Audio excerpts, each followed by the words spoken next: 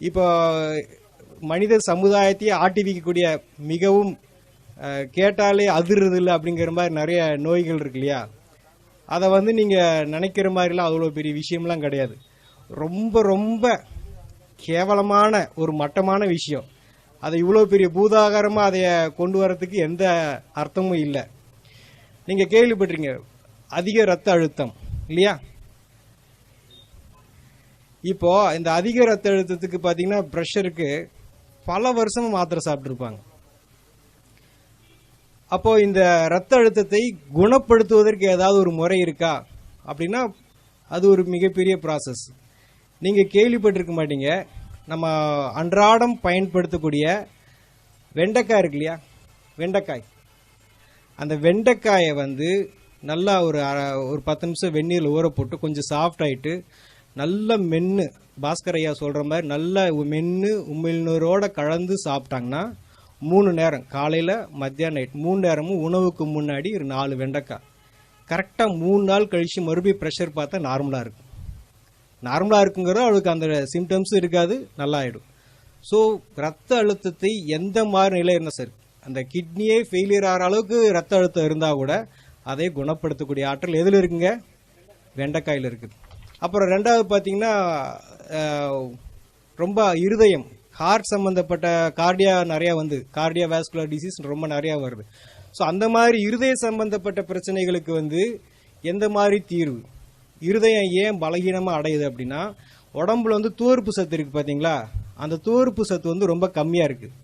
அந்த துவர்ப்பு சத்து நம்ம சாப்பிட்றது ரொம்ப ரொம்ப குறைவு. அப்போ இரத்த குழாய்கள் நல்லா சுருங்கி விரியணும், ரத்தம் வெளியேற்றக்கூடிய இருதயம் நல்லா சுருங்கி விரியணும்னா அதுக்கு துவர்ப்பு நிறைய வேணும். துவர்ப்பை வந்து தனியாக சாப்பிட்றதுக்கு பதிலாக துவர்ப்பை வந்து உணவாக சாப்பிட்றது நல்லது. ஆக நம்ம எந்த இடத்துக்கு போனாலும் ஒரு விசேஷத்தில் வந்து முன்னாடி என்ன வச்சுருக்காங்க? வாழை மரம், வாழைக்காயை வந்து தொங்க வச்சுருக்குறாங்க. ஆக அந்த வாழைக்காயை வந்து தோலோட, அந்த வாழைக்காயை வந்து தோலோட மிக சன்னமாக கட் பண்ணி ஒன்று தேங்காய் எண்ணெய் அல்லது தேன் அல்லது சும்மாவே மென்று சாப்பிடலாம். அப்படி சாப்பிட்டாங்கன்னா அவங்களுக்கு இரத்த குழாய்கள் நல்லா சுருங்கி விரிஞ்சு இருதயம் நல்லா சுருங்கி விரிகிறப்போ அந்த பிளாக்ஸு, அது போக இந்த ஹார்ட் சம்பந்தப்பட்ட எஃபிஷியன்சி இப்போ 30-40% தான் இருக்குன்னு சொல்கிறாங்களே இருதயத்தினுடைய, அது எல்லாமே பார்த்தீங்கன்னா படிப்படியாக 2 வாரத்தில் 70-80 வந்து டச் பண்ணியிருக்கு. எதனால்? ஒரு வாழைக்காயினால். வாழைக்காயோடைய காஸ்ட் எவ்வளோ ஆகுதுங்க? ஒரு காய் வந்து 5 ரூபா. அப்படி இருக்கிறப்போ ஒரு 2 வாரத்தில் பார்த்தீங்கன்னா எந்த மருத்துவத்தினாலையும் கொடுக்க முடியாத ஆற்றலை வந்து அந்த வாழைக்காயால் கொடுக்க முடியும். அப்புறம் பார்த்தீங்கன்னா 3வது, இன்றைக்கி மிகவும் காஸ்ட்லியான ஒரு வியாதின்றது கேன்சர் இல்லையா? கேன்சரை வந்து ஏன் அந்த கேன்சர் வந்து உடம்புல இவ்வளோ தூரம் வருது அப்படின்னா நம்ம உடம்புல வந்து பாஸ்பரஸ்ன்னு சொல்லிட்டு ஒரு சத்து இருக்குது. அந்த பாஸ்பரஸ் வந்து சீக்கிரமாக உடம்பு விட்டு வெளியேறிடும். அது ஏன் வெளியேறுதுன்னா நம்ம சாப்பிட்ற எல்லாமே அசிடிக் ஃபுட், புளித்த உணவு எல்லாமே சமைச்சு நிறையா சாப்பிட்றதுனால உடம்புல இருக்கக்கூடிய பாஸ்பரஸ் வந்து வெளியேறிட்டே இருக்கும். அப்போ உடம்புக்கு எல்லாருமே வந்து அசிடிக் பாடியாக மாறிடுச்சு. அதை வந்து காரத்தன்மையும் சேர்த்து நியூட்ரலாக இருக்கணும். அது போல் நிலை வந்துருச்சு அப்படின்னா நமக்கு கேன்சர் வந்து வராது. அப்போ உடம்பை வந்து 2-3 நாளில் வந்து அந்த புளிப்புத்தன்மையிலிருந்து விடுவிச்சு நார்மலுக்கு கொண்டு வரணும்னா அதுக்கு கடவுள் படைச்சிருக்க காய்க்கு பேர் வந்து பூசணிக்காய். இந்த வெள்ளை பூசணிக்காயை அந்த தோலோட, அந்த மேல் தோல் இருக்கு இல்லைங்களா, அந்த தோலோட நல்லா மிக்சியில் போட்டு அரைச்சி அதை வடிகட்டி ஜூஸ் குடிக்க என்ன ஆகும்னா கொஞ்சம் கொஞ்சமாக அந்த கேன்சர் அல்சருங்கிறது என்ன ஆகுங்க, புண்ணு ஆற ஆரம்பிச்சிடும். அவங்க கேன்சர் வந்து வெளியில் வந்துடுவாங்க. வெளியில் வந்துக்கிட்டு இருக்கிறாங்க, வெளியில் நிறைய பேர் வந்திருக்காங்க. எதனாலிங்க? ஒரு வெள்ளை பூசணிக்காய். வெள்ளை பூசணிக்காய் எவ்வளோ இருக்குங்க? அதிகபட்சம் 10 ரூபாய்க்கு இருக்கும். அந்த பாட்டிலாம் உழவர் சந்தையில் உட்காந்துருப்பாங்க, பாவமாக இருக்கும், யாரும் சரியாக வாங்க மாட்டாங்க, மிச்சத்தை எரிச்சிட்டு எப்படியே வேடிக்கை பார்த்துட்டு இருப்பாங்க. அவ்வளோ பெரிய ஆற்றல் வந்து வெள்ளை பூசணிக்காயில் இருக்குது. இன்றைக்கி நம்ம கேட்டிருக்கிறோம் நிறையா வந்து டயாலிசிஸ் பண்ணிகிட்டு இருக்கிறாங்க, வாரத்துக்கு ஒரு தடவை, வாரத்துக்கு 2 தடவை. அதுக்கு கொடுக்கக்கூடிய நம்ம அது கொடுக்கக்கூடிய அமௌண்ட்டு, உடல் உழைப்பு இதெல்லாம் இருக்குது பார்த்தீங்களா? இந்த உடம்புல நீர் சரியாக பிரியவில்லை, உடம்புல இருக்கக்கூடிய நீர் சரியாக வெளியேறலை. அந்த ஒரு சூழ்நிலை, அது நெஞ்சில் இருக்கலாம், தலையில் இருக்கலாம், வயிற்றில் இருக்கலாம், காலில் இருக்கலாம், அத்தனை இடத்துல வந்து நீர் கோர்த்துருக்கும். அந்த நீரை வெளியேற்றுவதற்கு உலகத்தில் கடவுள் படைச்சிருக்கிற காய் வந்து கத்திரிக்காய். கத்திரிக்காய் வந்து உடம்பில் இருக்கக்கூடிய எந்த மாதிரி ஒரு நீராக இருந்தாலும் வெளியேற்றிடும். அந்த அதை எப்படி பண்ணலான்னா ஒரு 2 கத்திரிக்காயை 2 தக்காளியை வந்து ஒரு அரை மணி நேரம் வெந்நீரில் ஊற வச்சுட்டு நல்லா மிக்சியில் அடித்து வடித்து ஜூஸை குடிக்க என்ன ஆகுனா சிறுநீர் பிரிய ஆரம்பிச்சிடும். ஸோ அவங்களுக்கு யூரிக் ஆசிடோ கிரியேட்டினோ எதுவாக இருந்தாலும் கொஞ்சம் கொஞ்சமாக வந்து ரிவர்ஸ் ஆகும். இந்த கத்திரிக்காயை நம்ம ரெகுலராகவே வாழ்க்கையில் பயன்படுத்திகிட்டே இருந்தேன்னா நமக்கு வந்து இந்த கிட்னி ஃபெயிலியருங்கிற நிலை வந்து நமக்கு வராது. அவ்வளோ சிறப்பான காய் வந்து கத்திரிக்காய். அப்போ அதுக்கு நாம் எவ்வளோ ஸ்பெண்ட் பண்ணுறோம் அப்படின்னா அதுவும் பெரிய விஷயம் இல்லை. பீன்ஸ் காஸ்ட் கொடுக்குற அளவுக்குலாம் அதெல்லாம் அவ்வளோ பெரிய விஷயம் இல்லை. இது நடந்திருக்கு. நான் பேசிகிட்டு இருக்கிறது வந்து இது கதையோ அல்லது புஸ்தகத்திலேருந்து பேசுகிறதோ தீரியோ கிடையாது. இப்போ சொல்லிகிட்டு இருக்கிறது எல்லாமே சம்பவங்களை தான் வந்து உங்களோட வந்து ஷேர் பண்ணிகிட்டு இருக்கிறோம். ஏதோ போட்டிருக்கிறாங்க அதை நெட்டில் பார்த்ததில்ல அப்படிலாம் கிடையாது. ஒவ்வொரு விஷயத்தையும் சம்மந்தப்பட்ட அனுபவத்தோடு நம்ம இங்கே பேசிகிட்டு இருக்கிறோம். இப்போ நீங்கள் நிறைய கேள்விப்பட்டிருங்க நியூராலஜிஸ்ட், நரம்பு சம்மந்தப்பட்ட டாக்டர். அப்போ நியூராலஜிஸ்ட்டுக்குன்னு நம்ம வந்து இன்றைக்கி பார்த்திங்கன்னா நிறைய உருவாகிட்டே இருக்கிறாங்க. இந்த நிகழ்காலத்தில் பார்த்திங்கன்னா உடம்புல ஸ்ட்ரெஸ் அதிகமாகி என்ன அழுத்தங்கள் காரணமாக நரம்புகள் பலகீனமாகுது. தலைவலி, பேரலிசிஸு, பக்கவாதம் இந்த மாதிரி வருது. மெயினாக லேடிஸ்க்கு வந்து ஸ்ட்ரெஸ் ஜாஸ்தியாக இருக்குது மென்சஸ் டைம்லலாம். ஸோ இந்த மாதிரி இந்த நரம்புகளுடைய பலகீனம் உடம்புல பல விதத்தில் தெரியும். அந்த மாதிரி இருக்கிறப்போ கொத்தவரங்காய் இருக்கு இல்லைங்களா, ஒரு கொத்தவரங்காய் 10 கொத்தவரங்காயும் ஒரு முழு எலுமிச்சம்பழத்தையும் நல்லா ஜூஸ் போட்டு வடித்து குடித்தாங்க அப்படின்னா கொஞ்சம் கொஞ்சமாக நரம்பு தளர்ச்சி சரியாயிடும். மெயினாக இந்த பீரியட்ஸ் ஆகிறப்போ 15-20 நாள்லாம் நிறைய பேருக்கு பீரியட்ஸ் ஆகிட்டே இருக்கும். அந்த விஷயங்கள்லாம் பார்த்தீங்கன்னா அடுத்த ஒரு நாளைக்கு 3 தடவை குடித்தாங்கன்னா 3 நாளில் அந்த ப்ராப்ளமே சரியாயிடும். எதுங்க, கொத்தவரங்காயும் எலுமிச்சம்பழமும் ஜூஸ் போட்டு குடித்தா. ஸோ அவ்வளோ பெரிய ஆற்றல் இருக்குது கொத்தவரங்காய்க்கு. அது பக்கவாதம்னு சொல்லிட்டு பெட் ரிட்டனாக படுத்திருக்காங்க இல்லைங்களா, நரம்புகள்லாம் செயலிழந்து அதையே கூட குணப்படுத்தக்கூடிய ஆற்றல் வந்து கொத்தவரங்காய்க்கு இருக்குது. அப்புறம் பார்த்தீங்கன்னா நிறைய பேருக்கு தூக்கம் இல்லாமல் தவிக்கிறாங்க இல்லைங்களா, தூக்கம் இல்லாமல் நிறைய செடேஷன் டேப்லெட்ஸ்லாம் போட்டுக்கிறாங்க. அதுபோல் எந்த மாதிரி நிலையில் இருந்தால் கூட இந்த புடலங்காய் இருக்கு இல்லையா, புடலங்காயை வந்து விதையோட நல்லா மிக்சியில் போட்டு ஜூஸ் அடித்து அதை வடித்து கொடுக்கலாம், இல்லை அப்படியே குடிக்கலாம். அந்த மாதிரி இரவு சமயத்தில் குடிக்க என்ன ஆகுனா ஆட்டோமேட்டிக்காக மன அமைதியாகிடும். ஒரு மனிதன் தண்ணி இல்லாமல் இருக்கலாம், சாப்பாடு இல்லாமல் இருக்கலாம், ஆனால் தூக்கம் இல்லாமல் வாழக்கூடாது. அந்த மாதிரி தூக்கமின்மையை வந்து மிக அற்புதமான முறையில் எந்த விதமான செலவு இல்லாமல், பெரிய அளவில் செலவு இல்லாமல், மிக எளிய முறையில் சைடு எஃபெக்ட் இல்லாமல் குணப்படுத்துறதா இது புடலங்காய். அடுத்து பார்த்திங்கன்னா நம்ம குடல் இந்த தசைகள்லாம் பார்த்தா ரொம்ப பலகீனமாயிருது. ஸோ அந்த பலகீனம் காரணமாக பார்த்தா கர்ப்பப்பை இறங்கிருச்சு, குடல் இறங்கிருச்சு, கேள்விப்பட்டிருக்கீங்களா? இதெல்லாம் நம்ம கேள்விப்பட்டிருக்கிறோம். அப்போ அந்த உடம்புல இருக்கிற தசைகள் வந்து ஸ்ட்ரென்த் கிடையாது. இப்போ இந்த ஏதோ ஒரு பொருளை பிடிச்சி தூக்குனா அதுக்கு வந்து பலம் வேணும் இல்லையா, அந்த பலம் இல்லாதனால அதெல்லாம் இறங்குது. ஸோ உடம்பை ஸ்ட்ரென்த் பண்ணுறதுக்கு, தசைகளை ஸ்ட்ரென்த் பண்ணுறதுக்கு என்ன காய்னா அரசாணிக்காய், நம்ம வச்சிருக்கிற மஞ்சள் பூசணிக்காய். இந்த மஞ்சள் பூசணிக்காய் என்ன பண்ணுதுன்னா நம்ம தசைகளுக்கு வலுவூட்டுது. ஸோ அந்த மஞ்சள் பூசணிக்காயை வந்து சின்னதாக கட் பண்ணி மென்று சாப்பிடலாம். பல்லு இல்லாதவங்க ஜூஸ் போட்டு குடிக்கலாம். அந்த மாதிரி குடிக்கிறப்ப இந்த குடல் இறக்கம், கர்ப்பப்பை இறக்கம் எல்லாமே, ஷோல்டர் இறங்குறது எல்லாமே வந்து படிப்படியாக வந்து அந்த இடத்துல வந்து செட் ஆகிடும். ஸோ அதுக்கு நம்ம இது வரைக்கும் இதுக்கெல்லாம் தீர்வு இல்லைன்னு நினச்சிட்டு இருக்கோம் இல்லையா, தீர்வு இருக்கா இல்லைங்களா?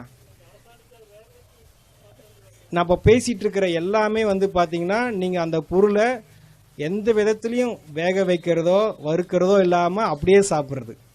நீங்கள் அதை ஏதாவது பண்ணிங்கன்னா கண்டிப்பாக அது உங்களுக்கு 1% கூட நமக்கு பயன்படாது. எந்த ஒரு 0.5% கூட நமக்கு பயன்படாது.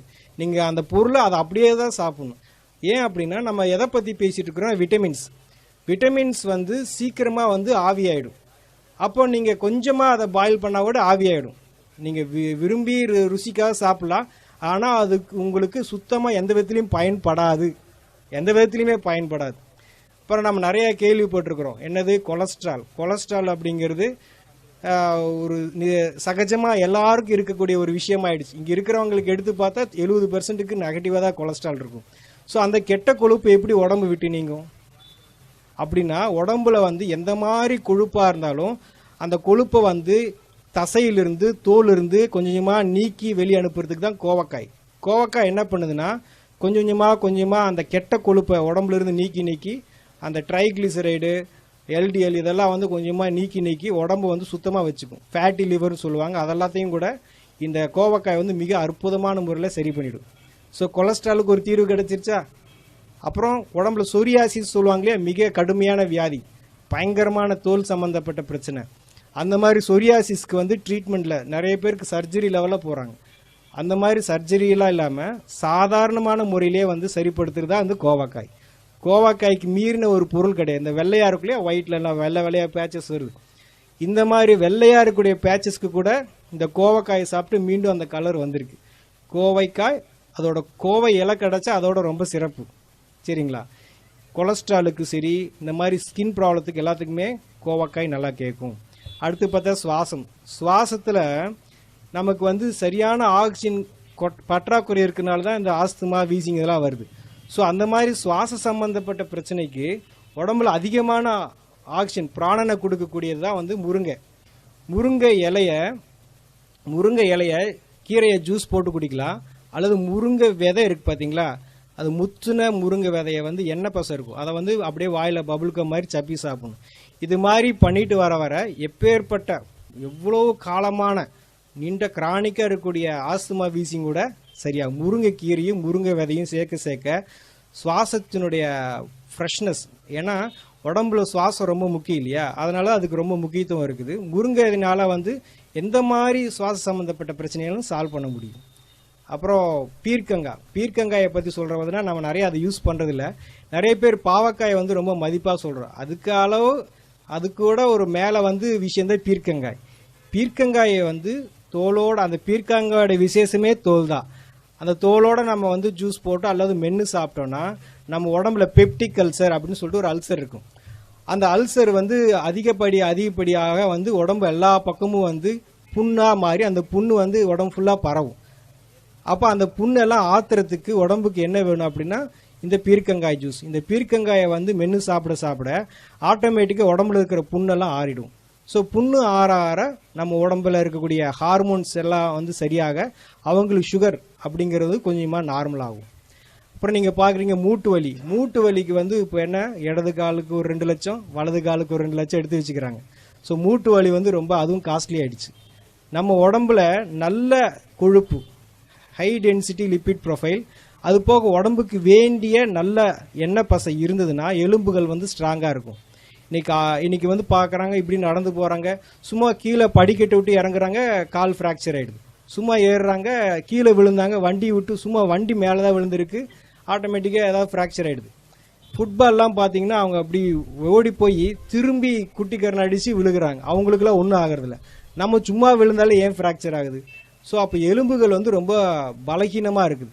இந்த எலும்பை வந்து நல்லா உறுதியாக ஸ்ட்ராங்காக வச்சுக்கிறதுக்கு வந்து தேங்காயில் வந்து முத்துன தேங்காய் இருக்கு இல்லையா, கொப்பரை தேங்காயில் எண்ணெய் பசை இருக்கும், பச்சை தேங்காயில் எண்ணெய் பசை இருக்காது, கம்மியாக இருக்கும்.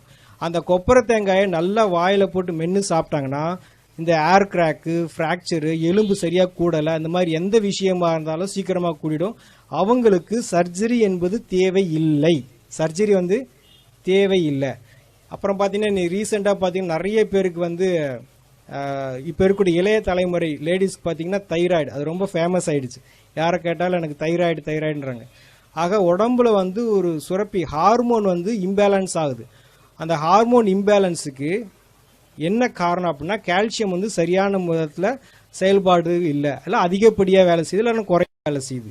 இந்த கால்சியத்தை சீரமைக்கக்கூடிய பணியை செய்கிறத யார் அப்படின்னா எலுமிச்சம்பழம். நம்ம நினச்சிட்டு இருக்கோம் எலுமிச்சம்பழம் ஜூஸ் நல்லது அப்படின்னு, கிடையாது. நீங்கள் குடிக்கக்கூடிய அந்த எலுமிச்சம்பழம் ஜூஸ் வந்து சுத்தமாக யாருக்குமே பயன்படாது. எலுமிச்சம்பழம் தோல் இருக்குது பார்த்தீங்களா, அதில் தான் ஊட்டச்சத்து இருக்குது.